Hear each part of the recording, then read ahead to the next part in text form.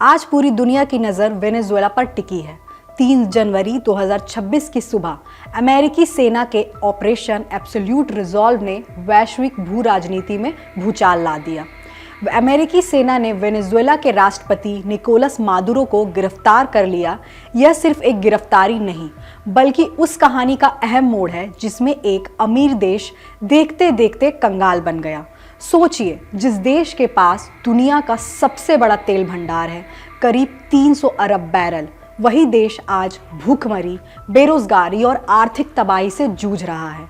कभी petro dollar, आलीशान जिंदगी और ब्यूटी क्वींस के लिए मशहूर वेनेजुएला की 80% अर्थव्यवस्था आखिर एक दशक में कैसे बर्बाद हो गई। तो चलिए जानते हैं वेनेजुएला की अर्श से फर्श तक की पूरी कहानी। नमस्कार, मैं रिया दुबे और आप देख रहे हैं अमर उजाला। वेनेजुएला पूरी दुनिया के चर्चा के केंद्र में क्यों है? 3 जनवरी 2026 को अमेरिका ने वेनेजुएला में एक बड़ा और बेहद गोपनीय सैन्य अभियान चलाया। इस अभियान के तहत अमेरिकी डेल्टा फोर्स ने वेनेजुएला के राष्ट्रपति निकोलस मादुरो और उनकी पत्नी सीलिया फ्लोरेस को राजधानी कराकस से गिरफ्तार कर लिया। अमेरिका का आरोप है कि मादुरो और उनके करीबी लोग मादक पदार्थों की तस्करी और आतंकवाद से जुड़े नेटवर्क का हिस्सा रहे हैं। इसी वजह से उन पर नार्को टेररिज्म जैसे गंभीर आरोप लगाए गए हैं। इस कार्रवाई को इतिहास की एक बड़ी घटना माना जा रहा है। कई जानकार इसकी तुलना साल 1989 में अमेरिका द्वारा पनामा के तानाशाह मैनुएल नोरिएगा की गिरफ्तारी से कर रहे हैं। मादुरो की गिरफ्तारी वैश्विक बाजार के लिहाज से क्यों महत्वपूर्ण है? ग्लोबल बॉन्ड मार्केट में इस समय एक अजीब सा उत्साह देखा जा रहा है। वेनेजुएला के जो सरकारी बॉन्ड 2017 में डिफॉल्ट के बाद लगभग बेकार हो गए थे, उनकी कीमतें अब निकोलस मादुरो की गिरफ्तारी के बाद अचानक बढ़ गई है। इन बॉन्ड्स में 20% से 40% तक उछाल आया है। निवेशकों का मानना है कि अगर अमेरिका समर्थित नई सरकार बनती है तो वेनेजुएला के 150 से 170 अरब डॉलर के भारी कर्ज का पुनर्गठन संभव हो सकता है। साथ ही यह उम्मीद भी जताई जा रही है कि हालात सुधरने पर अमेरिकी तेल कंपनियां फिर से वेनेजुएला में काम शुरू कर सकती हैं। इसी उम्मीद ने बॉन्ड मार्केट में यह तेजी पैदा की। क्या वेनेजुएला हमेशा से आर्थिक संकट में था? बिल्कुल नहीं। वेनेजुएला दक्षिण अमेरिका के उत्तरी तट पर स्थित एक देश है। इसकी आबादी करीब 3 करोड़ है और इसका आकार अमेरिका के कैलिफोर्निया राज्य से लगभग 2 गुना है। 20वीं सदी की शुरुआत में वेनेजुएला अपने विशाल तेल भंडार की वजह से दक्षिण अमेरिका का सबसे अमीर देश माना जाता था। खास तौर पर 1950 से 1980 के बीच इसकी हालत किसी सपने जैसी थी। 1950 में वेनेजुएला की प्रति व्यक्ति आय चीन से 12 गुना, जापान से 4 गुना और चिली से 2 गुना ज़्यादा थी। तेल से इतनी कमाई हो रही थी कि इसे सऊदी वेनेजुएला कहा जाने लगा। उस समय यहाँ पर इंफ्रास्ट्रक्चर और जीवन स्तर पश्चिम जर्मनी जैसे देश के बराबर माना जाता था। अमेरिका समेत कई विदेशी कंपनियों ने वेनेजुएला के तेल उत्पादन में भारी निवेश किया। इन कंपनियों का देश की राजनीति पर भी असर था। हालांकि अमेरिकी विरोध के बावजूद वेनेजुएला के नेताओं ने धीरे धीरे अपने तेल संसाधनों पर ज़्यादा नियंत्रण करना शुरू कर दिया। 1960 में ओपेक के गठन में वेनेजुएला की अहम भूमिका रही। फिर 1976 में सरकार ने तेल उद्योग के बड़े हिस्से का राष्ट्रीयकरण कर दिया। इससे एक्सॉन मोबिल जैसी अमेरिकी कंपनियों को नुकसान हुआ और अमेरिका के साथ रिश्ते बिगड़ते चले गए। लेकिन इन फैसलों से आम वेनेजुएला वासियों को ज़्यादा फायदा नहीं मिला। तेल उद्योग के खराब प्रबंधन से देश का कर्ज बढ़ने लगा। हालात इतने बिगड़े कि 1988 में अंतर्राष्ट्रीय मुद्रा कोष को हस्तक्षेप करना पड़ा। फरवरी 1989 में राजधानी कराकस में बड़े विरोध प्रदर्शन हुए। सरकार ने इन्हें दबाने के लिए सेना भेजी। सरकारी आंकड़ों के मुताबिक करीब 300 लोग मारे गए, लेकिन कई रिपोर्टों में यह संख्या इससे कई गुना ज़्यादा बताई गई। इसके बाद से वेनेजुएला का समाज 2 हिस्सों में बट गया। एक तरफ अमीर वर्ग जो अमेरिका के साथ मिलकर काम करना चाहता था और दूसरी तरफ मजदूर वर्ग जो अमेरिका से दूरी और स्वतंत्र नीति चाहते थे। यही विभाजन आगे चलकर वेनेजुएला की राजनीति की सबसे बड़ी पहचान बन गया। तेल के अलावा वेनेजुएला की सॉफ्ट पावर क्या थी? तेल के बाद वेनेजुएला की दूसरी सबसे चर्चित खासियत उसकी सुंदरता थी। वेनेजुएला के पास 7 मिस यूनिवर्स और 6 मिस वर्ल्ड खिताब हैं, जो एक विश्व रिकॉर्ड है। यह उद्योग देश की अर्थव्यवस्था और प्रतिष्ठा से इतना जुड़ा था। 1981 की मिस यूनिवर्स आयरिन साइज बाद में एक सफल मेयर बनी और उन्होंने 1998 में राष्ट्रपति चुनाव भी लड़ा। सौंदर्य प्रतियोगिताएं वहां सामाजिक रुतबे और गरीबी से बाहर निकलने का एक बड़ा जरिया थी। ह्यूगो सावेज कौन थे? उनके दौर में राजनीतिक हालात कैसे बदले? ह्यूगो सावेज आधुनिक वेनेजुएला के इतिहास के सबसे प्रभावशाली और विवादित नेताओं में गिने जाते हैं। वह सेना में पैरा ट्रूपर रह चुके थे और लेफ्टिनेंट कर्नल के पद तक पहुंचे। सावेज ने 1999 से 2013 तक अपनी मृत्यु तक वेनेजुएला पर शासन किया। उन्होंने देश में बोलिवेरियन क्रांति की शुरुआत की। इसका मकसद समाजवादी नीतियों के जरिए गरीब वर्ग को मजबूत करना और वेनेजुएला पर अमेरिकी प्रभाव को कम करना था। अप्रैल 2002 में हालात अचानक बदल गए। लाखों लोग सावेज के खिलाफ सड़कों पर उतर आए। इसी दौरान असंतुष्ट सैन्य अधिकारियों और विपक्षी नेताओं ने तख्तापलट कर दिया। सावेज को कुछ समय के लिए सत्ता से हटा दिया गया और गिरफ्तार कर लिया गया। इसके बाद कारोबारी पेड्रो कारमोना को नया राष्ट्रपति घोषित कर दिया गया। उस वक्त अमेरिका में बुश प्रशासन ने कारमोना को तुरंत राष्ट्रपति के रूप में मान्यता दे दी। वहीं न्यूयॉर्क टाइम्स के संपादकीय पेज पर सावेज को तानाशाह बनाने की चाह रखने वाला नेता बताते हुए उनके पतन का स्वागत किया गया। लेकिन यह सत्ता परिवर्तन ज्यादा समय तक नहीं टिक सका। सिर्फ 2 दिन के बाद सड़कों पर उमड़े लाखों सावेज समर्थकों के दबाव में वह दोबारा सत्ता में लौट आए। इसके बाद तख्तापलट में संभावित भूमिका को लेकर बुश प्रशासन पर सवाल उठने लगे और जांच की मांग तेज हो गई।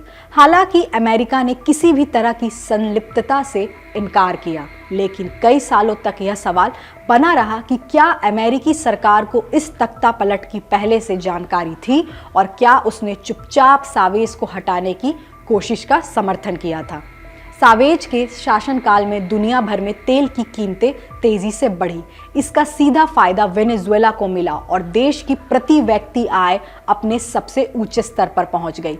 सावेज के शुरुआती दौर में प्रति व्यक्ति आय करीब $3,200 थी, लेकिन वैश्विक बाजार में तेल महंगा होने के कारण 2013 तक यह बढ़कर लगभग $12,500 हो गई।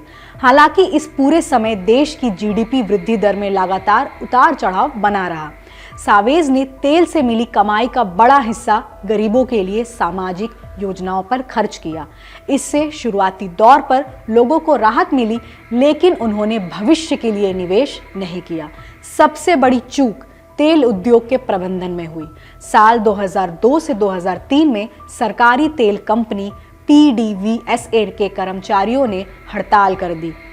इसके जवाब में सावेज ने करीब 18,000 अनुभवी इंजीनियरों, भूवैज्ञानिकों और मैनेजरों को नौकरी से निकाल दिया।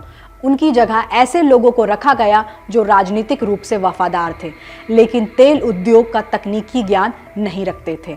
इस फैसले से वेनेजुएला की तेल उत्पादन क्षमता को स्थायी नुकसान पहुंचा, जबकि उस समय तेल की कीमतें रिकॉर्ड स्तर पर थी। सावेज के शासनकाल में तेल की कीमतों में करीब 660% की बढ़ोतरी हुई और सरकार को अरबों डॉलर की कमाई हुई। इसी दौरान तेल पर देश की निर्भरता 1999 में 80% से बढ़कर 2012 में 95% हो गई।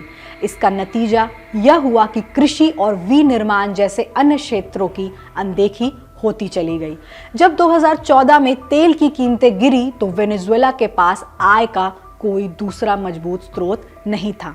यहीं से देश की आर्थिक मुश्किलें और गहराती चली गई। निकोलस मादुरो कौन है और उनके कार्यकाल में अर्थव्यवस्था क्यों ठप पड़ गई? निकोलस मादुरो 3 जनवरी तक वेनेजुएला के राष्ट्रपति थे। इसी दिन अमेरिका ने उन्हें उनके घर से हिरासत में ले लिया। ह्यूगो सावेज की मृत्यु के बाद 2013 में मादुरो ने राष्ट्रपति पद संभाला। मादुरो एक ट्रेड यूनियन नेता थे। वे 2000 में नेशनल असेंबली के लिए चुने गए और जल्दी ही सावेज के करीबी बन गए। 2012 में वे उपराष्ट्रपति बने और अगले साल सावेज की मौत के बाद उन्होंने बहुत मामूली अंतर से अपना पहला राष्ट्रपति चुनाव जीता। लेकिन मादुरो सावेज जैसे नेता नहीं थे। उन्हें न तो मजदूर वर्ग का, न सेना का और न ही पूरे क्षेत्र का वैसा समर्थन मिला जैसा सावेज को मिलता था। इसी दौरान अमेरिका का दबाव बढ़ता चला गया। बराक ओबामा और डोनाल्ड ट्रंप दोनों के कार्यकाल में वेनेजुएला पर प्रतिबंध लगाए गए। अमेरिका और उसके सहयोगियों ने 2018 और 2024 के चुनावों में मादुरो की जीत को मान्यता देने से इनकार कर दिया। दुनिया से कट चुकी मादुरो सरकार के पास आर्थिक रूप से चीन को तेल बेचने के अलावा कोई बड़ा सहारा नहीं बचा। धीरे धीरे हालात और बिगड़ते चले गए। महंगाई तेजी से बढ़ी और प्रति व्यक्ति आय फिर गिरकर करीब $3000 रह गई, यानी सावेज के शुरुआती दौर जैसी स्थिति। 2014 में जब तेल की कीमतें गिरी तो वेनेजुएला के पास कोई दूसरा रास्ता नहीं था।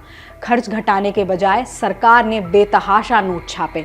नतीजा यह हुआ कि 2018 में महंगाई 1,30,000 60% तक पहुंच गई, यानी पैसे की कीमत हर कुछ घंटे में घट रही थी। 2013 से 2025 के बीच वेनेजुएला की जीडीपी करीब 80% तक गिर गई। यह बिना किसी युद्ध के आधुनिक इतिहास की सबसे बड़ी आर्थिक तबाही मानी जाती है, जो अमेरिका की ग्रेट डिप्रेशन से भी लगभग 3 गुना ज्यादा थी। आर्थिक तंगी का सामाजिक प्रभाव क्या पड़ा? भूखमरी और गरीबी के कारण लगभग 7.7 मिलियन यानी 77 लाख लोग देश छोड़कर चले गए।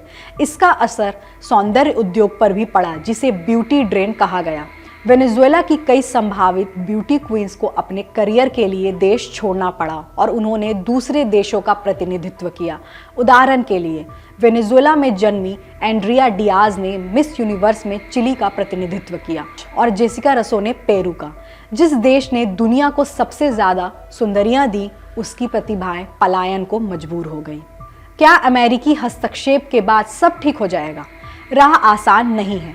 अमेरिकी राष्ट्रपति डोनाल्ड ट्रंप ने कहा है कि पुनर्निर्माण का खर्च वेनेजुएला के तेल से निकाला जाएगा, लेकिन जमीनी हकीकत जटिल है। देश में दशकों तक तेल क्षेत्र में निवेश नहीं होने के कारण तेल कुएं और रिफाइनरियां जर्जर हालत में हैं। उत्पादन को 1 मिलियन बैरल प्रतिदिन से बढ़ाकर पुराने स्तर 3 मिलियन बैरल पर ले जाने में अरबों डॉलर और कई साल लगेंगे। वेनेजुएला पर चीन और रूस का अरबों डॉलर का कर्ज भी है। साथ ही अमेरिकी कंपनियों के मध्यस्थता दावे भी हैं। इन सबको सुलझाना पहली नज़र में बहुत जटिल है। ऐसे में वेनेजुएला की राजनीति पर किसका दबदबा रहेगा, इसी से उसका भविष्य तय होगा। इस विषय की जानकारी हमारे साथी कुमार विवेक ने जुटाई है। देश दुनिया की बड़ी खबरों को आसान भाषा में समझने के लिए अमर उजाला से जुड़े रहिए। वीडियो पसंद आए तो लाइक शेयर करें और चैनल को जरूर सब्सक्राइब करें। आपके राज्य की खबरें, आपके शहर की खबरें सबसे पहले जानने के लिए देखते रहें अमर उजाला। चैनल को सब्सक्राइब जरूर कर लें और पाएं हर अपडेट।